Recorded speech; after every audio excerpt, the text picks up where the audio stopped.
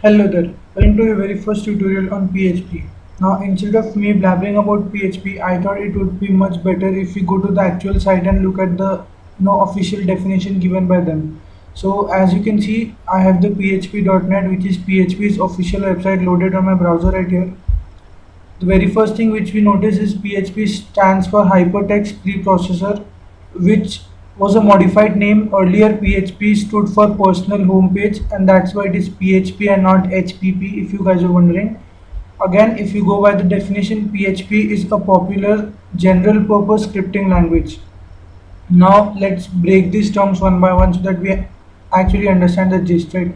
General purpose basically means it can be used as a standalone language, which means that it can be compiled on its own, or you can use it in collaboration with other languages like HTML.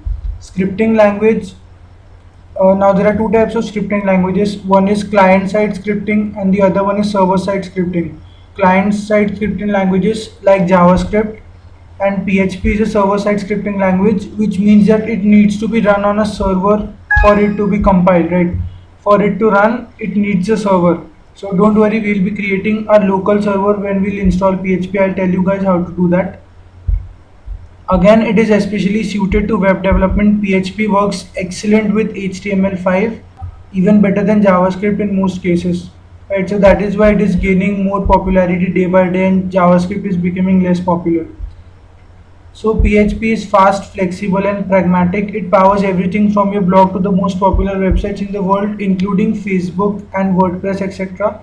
Almost all the major websites which you visit on a daily basis use some of or the other PHP code somewhere, right? So that was a bit about PHP. You can use it mostly for web development, for animating things on the website, etc.